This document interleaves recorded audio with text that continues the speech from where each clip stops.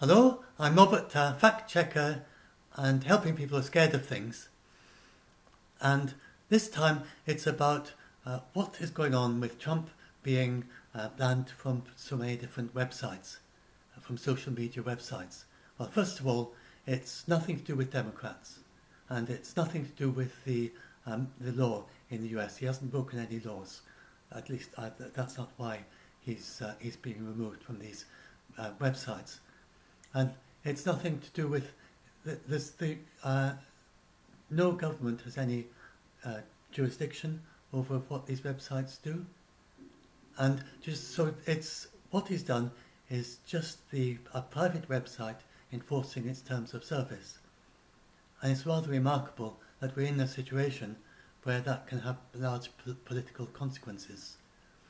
And so something we're all probably familiar with, that the admin of a Facebook group could just remove you arbitrarily for no reason. So you rely on trusting that the group you belong to, that the admins, they are sensible folk that aren't going to do that. But you'd have no legal recourse if Trump, if there was a, and to give an example, suppose you had a Facebook group and the only thing you're permitted to talk about is spinning plates on your toes. And that's what the group is devoted to. And Trump joins that and starts talking about Trumpism or something.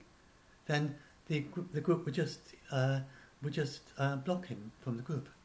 And if he wants to go back in there and talk about whatever he wants to talk about, or even if he just wants to talk about golf or something, but the group is about plate spinning, then they would just say, this is not a place for golf, for people who want to talk about golf. You've got to go. And they just block him. And there's nothing he can do to get back in again. If he wants to talk about the golf in a group that's to do with plate spinning, then they have every, but it's not only just they have every right to do it. They can just block him even arbitrarily. So he actually is talking about plate spinning, but they just say, sorry, we're not going to have you. And that's just the world we are in, where sometimes you are in a situation where few people are. If it's a very popular plate spinning group or something, maybe he very much wants to use it, but he can't if the people in charge say that he's got to leave. And it's not that different here with Twitter. So if you go and have a look there, then whenever you create a new account, so I've just created a new account, I'm not going to complete it, just to show the steps. And then you click on the terms, then it says by signing up you agree to our terms, privacy policy and cookie use. So most people don't even read those terms, but by clicking on sign up, you have now agreed to them. If you go and look at the terms, then for instance this is one of the sections of the terms that you've agreed to by joining this private website. And so it says you've got to review the Twitter rules and policies. Again, most people will not do that, but you have committed to those as well, because they're in their terms. And they say also that they can change all these rules at any point. And then you also agree that you're going to accept the changes in rules so long as they tell you what they are. Then from then on, those rules have changed. So if Twitter was to decide that Twitter you can only write about golf on Twitter, say, and that no other topic is permitted, then everyone else would have to leave the Twitter platform. I couldn't tweet about anything else except golf on Twitter if that's the change of their rules. They have that built in that they could do that if they wanted to. And so we just accept that it's not likely they're going to do that. Indeed, it's almost, you can be pretty certain they're not going to, because they've got a very good model there and lots of people using it, and lots of people rely on it and so on. But there wouldn't be too much that anyone could do if they just suddenly decide to remove all the Twitter tweets that didn't talk about golf. And then if you go and look at it, and these are the rules and policies, and you have these different sections, so there's loads and loads of stuff you've agreed to just by clicking past that point. You agree to all that, you agree to all these rules and policies, vast numbers of them, and you've agreed to all that as well. And if you go and look at Twitter rules, then you've got this thing about we also prohibit the glorification of violence, and that is the particular rule that they used for Trump. for the final ban, because they said that he would. Well, I can bring up their decision thing. They said that there was a risk of. Perhaps I should pause this in a minute and bring up the actual reason they gave, but I just want to give you an overview of the whole thing. But they did say that it was their understanding that there are some people who are planning to do another thing with the capital on the 17th, they said. Now, be sure the police would all know about that, and they could be surely hugely beefed up, so you don't think you need to worry about that happening. But they were concerned, and then they had intelligence that, understanding that his last two tweets were being read by these other people, not necessarily intended, but being read by them as promoting that it's okay to go ahead with this sort of stuff. So because he hadn't spoken up, I'll talk about that in a minute. Well, just a little thing. So what Trump did was absolutely extraordinary for someone who lives in the United States. And if you live in other places, or indeed some people in the United States who don't quite understand, then you're not really clued up on this sort of stuff. And it seems perhaps even maybe Trump isn't very clued up on it. But what he did in the United States, I think a good way of understanding in the United Kingdom is it is like that if some people with guns stormed into the Queen's bedroom and they were waving banners, Nazi banners or something. We don't have the Confederate flag here. It doesn't mean anything to us. And the Queen had to hide behind her bed, and then there were armed people there protecting her. Her private staff got in there and protected her, managed to get these people out. Now, imagine if after that, our Prime Minister, first of all, said, these people who were protesting outside Buckingham Palace before this incident happened, he said, we all love you, and you're doing great things. And then, if after that as well, he never mentioned this, and he gave one video, 2-minute long video tweet, our Prime Minister Boris Johnson. Of course he never do this, but imagine that Boris Johnson gave a 2-minute long video tweet saying that we strongly condemn what happened, etc., all the things you'd expect him to say. But then after that, he never touches it on it again. He only makes that tweet 24 hours after the incident. And he never says, he's never on television saying anything about it. And it turns out that 5 people died during this incident. He never is on television talking about how they were bereaved. He never says this was an appalling thing. He never tries to comfort. He never says to the Queen, "Oh, I'm so sorry that you got scared by this." He never does any of that. Never even talks to the Queen about it. Then, we would think, well, what's this chap doing being a Prime Minister of the United Kingdom? So that is how people in America think about the Capitol, because for Americans, the Capitol is the symbol of their democracy, just as the Queen is the symbol of our government here in the United Kingdom. Even people who are against the monarchy, but still there's that symbolic aspect to it. It is actually based in the United Kingdom. All our law is based on this kind of understanding, symbolism, that it is the Queen. The Queen has given is symbolically the Queen or the monarchy that is the basis for it. There's no written constitution for any of it. It's all derived in the person of the Queen. It's quite a strange system, but that's how it is in the United Kingdom. Everything, the Parliament, the legal system, owning land, all that is legally derived back to the Queen. And so that's why it would be such a shocking thing here. It would be just for the symbolism. And so this is why it's just so extraordinary for many Americans. They just can't believe what's happened, that Trump has not even said anything, or hardly anything. You're just this one video, and then, which may have been written for him by someone else, who knows, because he hasn't followed up on it. And then he just went on tweeting and saying, I'm not going to the inauguration, and how great all his Trump supporters are. And his last 2 tweets after that video didn't say anything about the Capitol, didn't even mention the Capitol. And he's not been on TV, national TV in the United States saying anything about it. It's just so extraordinary. So if you now look from that, then go back to Twitter, and then you look at their terms and conditions, and they are an American company, then you can understand why they did it.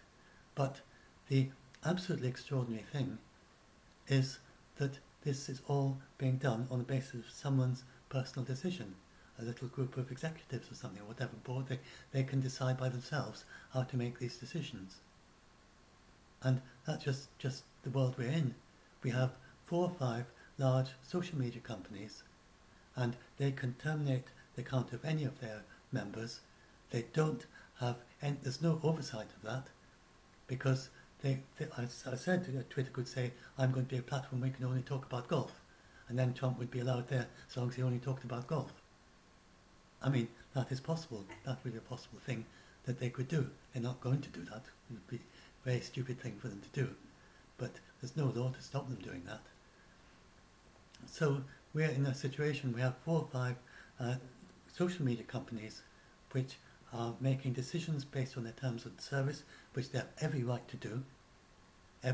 Any private company which provides a service on the internet, they have a right to have terms of service. And they have done nothing wrong. There's nothing wrong with Twitter doing this.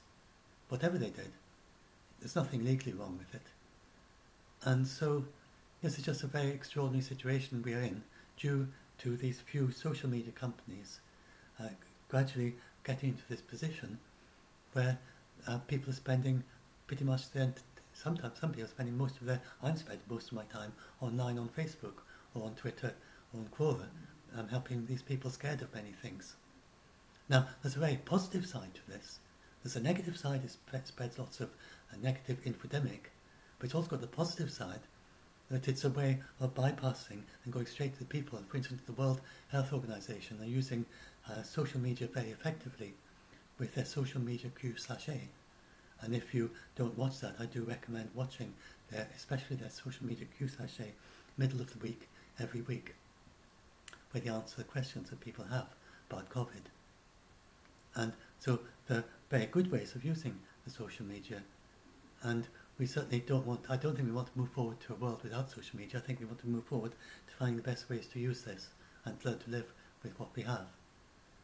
But there can be sure there are going to be big questions being asked about, what way forward, how have we got into this situation, what can we do about it?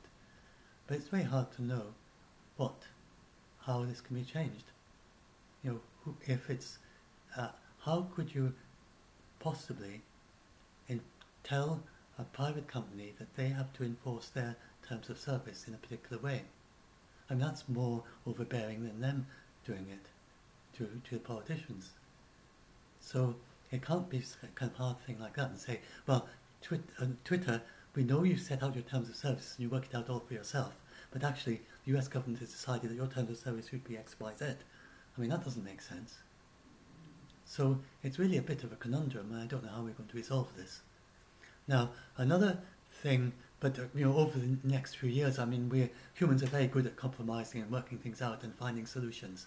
So I think we will find some solution of some sort, but it's really quite an extraordinary situation, and it's going to take quite a lot of clever thinking and working through and finding compromises and working into some kind of future where we can figure out what to do about all this.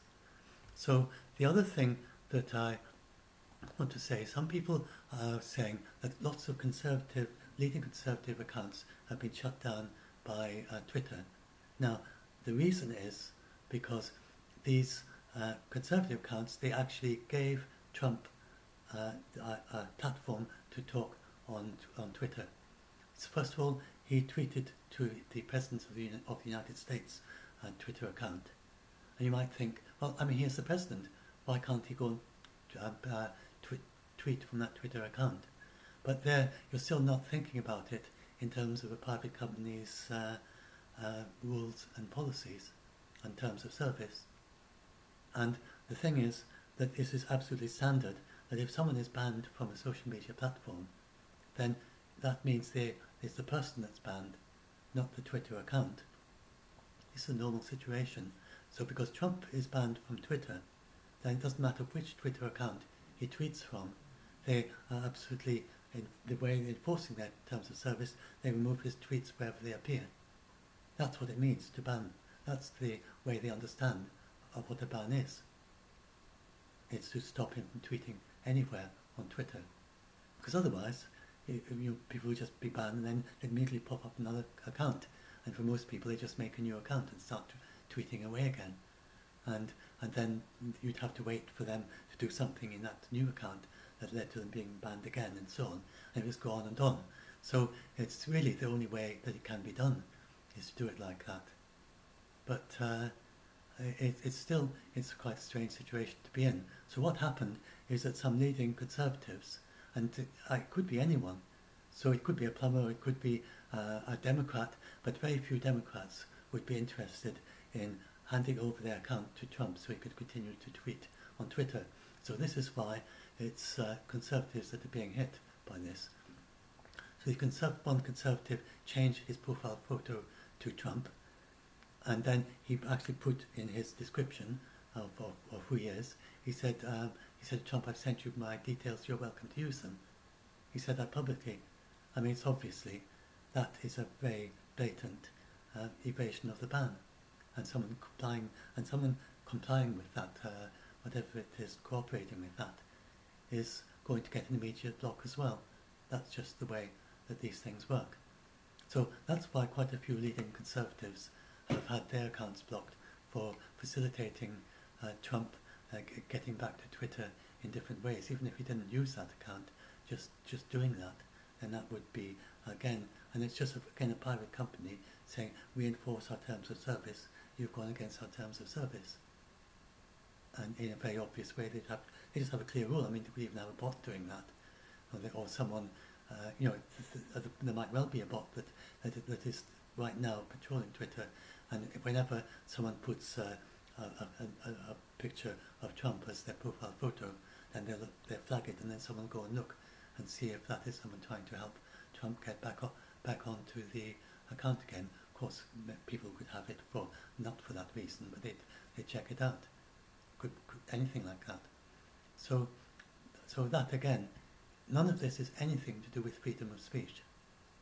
All of this is just to do with the terms of service of a private company and the way that you've got a small number of people having to decide things.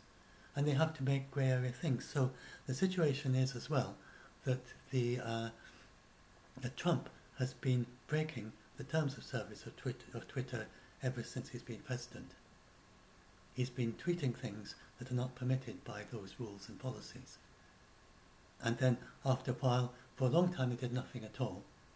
And then there was a lot of people kind of complaining about this. So then, and eventually, they decided that they have this leaders policy, and they're saying that what they'll do is they'd hide these and put a bit of information on top, saying that this is against our guidelines or whatever, but we're keeping it up because he's a world leader. And then over time, and then eventually, so they've got this world leader exemption in their policies now, so that if you are a world leader, then they will permit you to tweet things that they wouldn't tweet otherwise if it's of great public interest to be able to see those tweets.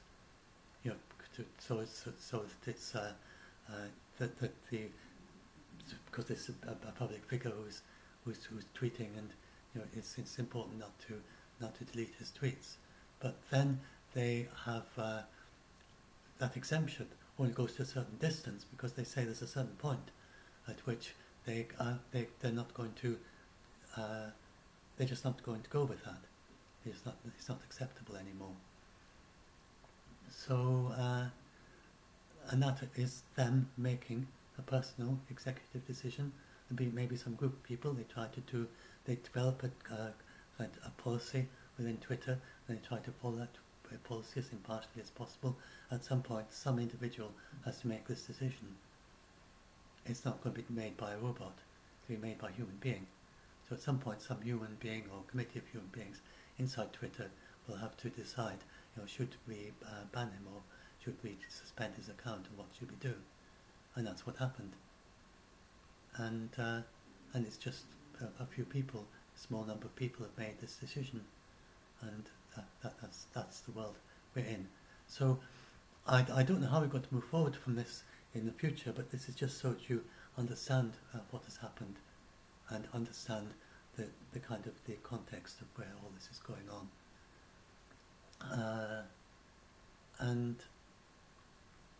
this is a discussion we need to have.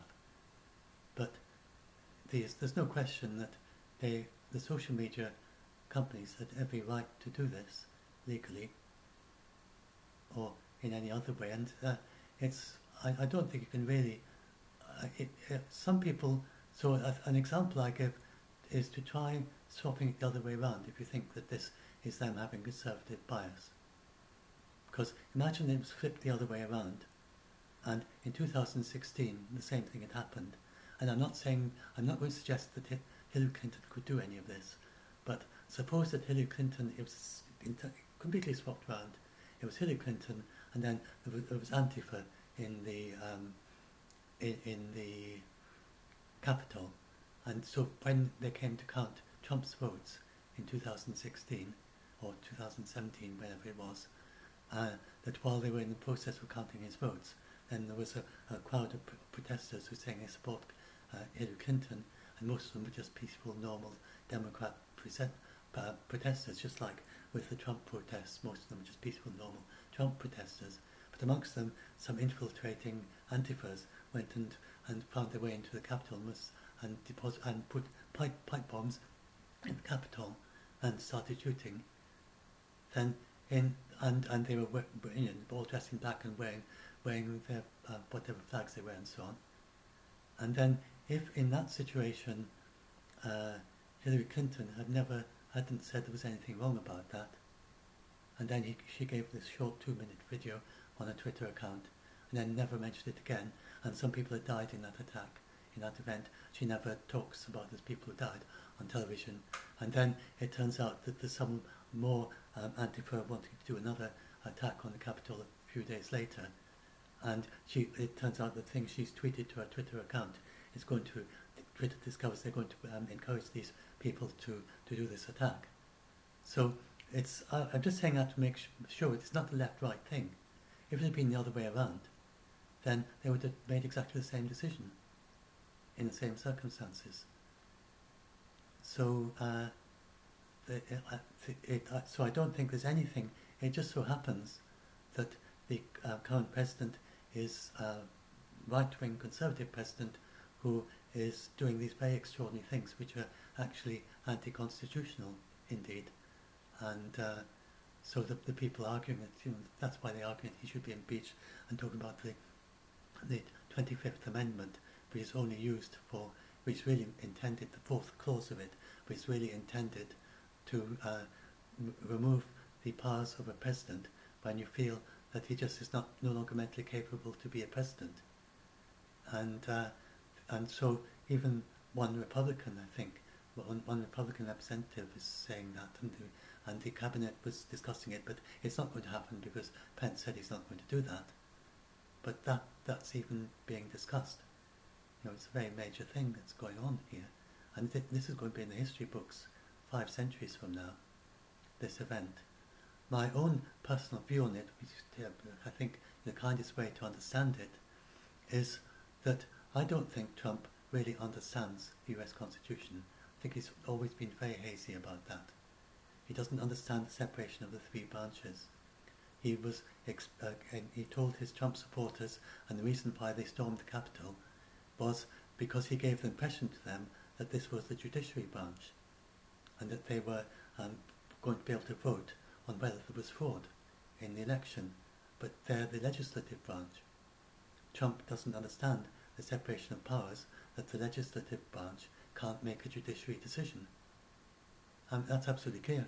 He doesn't know, he doesn't recognise that Congress is not the judiciary branch, or he wouldn't say the things he said.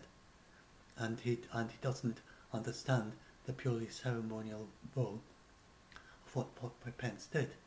And Pence, on the Constitution, couldn't do anything else except say what the correct vote count was, as found out by Congress, constitutionally impossible. If he had done it, it would have led to a very bizarre, even if it ever went that far, very bizarre Supreme Court case, but it would probably be dismissed to the lower courts. So Trump, I don't think Trump is, I think he just doesn't understand that. And I think he never really understood, he can't have understood the symbolism of the Capitol, which seems the most extraordinary thing to say of a US president, but nothing else makes sense. If he understood the symbolism of the Capitol, he would have sincerely be saying, or he wouldn't be saying, acting as he did. So, I mean, I think that's the kindest way to look at it anyway, that he's a businessman. He's been a businessman all his life. He's probably not and his father was a businessman, and he's just imbued with business and business practices, and he skipped or didn't pay much attention to when they surely teach the US Constitution in school, but he can't have paid much attention, and just has only the vaguest idea of what it means to be a president, even after being a president for 4 years. I think that's the kindest way to understand what happens here. And he still thinks himself as being kind of CEO. Anyway, whatever the reason, we are in a very extraordinary situation. But there's there's only a few more days left of this, and there's nothing. We've gone through the entire process. Joe Biden is going to be the president on the 20th of January. There's no other part of the process left to do, and certainly Trump has recognised that, for sure, for the first time.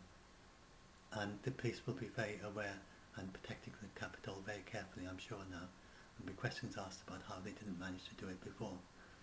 And this having happened once, there'll be a lot of alert to. Anyway, so I hope this gives you a bit of context, and I don't know. I'm trying to be as bipartisan as possible, and I know a lot of people that listen to this. About half of the people in the United States well, not half anymore. I think it's probably diminished. I could imagine that the more clued up ones who are clued up about the Capitol, about the US democracy, and the separation of powers and so on, and the symbolism of the Capitol, he must have lost quite a lot of his supporters. So I wouldn't describe it as much as half. Remember, most, like Pence, has not spoken directly against Trump, but spoken directly against the Capitol events. And Mitch McConnell, and this and his video was just too little, too late. It was it was on 24th. It should have been on the very day. He should have, and why didn't he call them off? Why didn't he, in that video, say to the people in the Capitol, what you're doing is wrong? And he couldn't bring himself to go that far.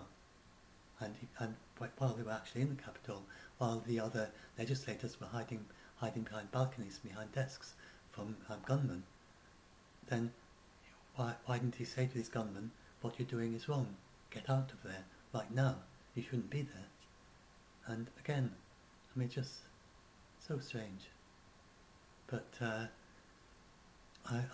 this is not representative of Trump supporters, and so why Trump is doing all this, I mean, who can really understand?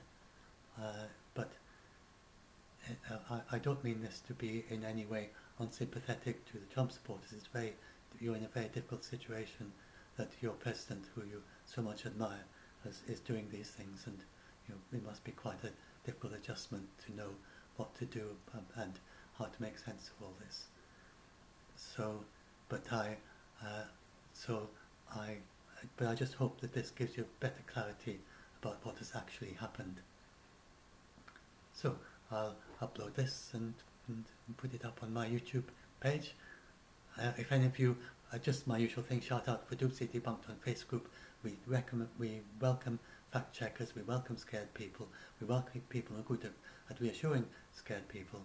Do look at the rules at the head of the group, and if you want to post or if you want to comment, because it gives you an idea of how the group runs, and we strictly go by the rules. We moderate by the rules. So anyway, that's that.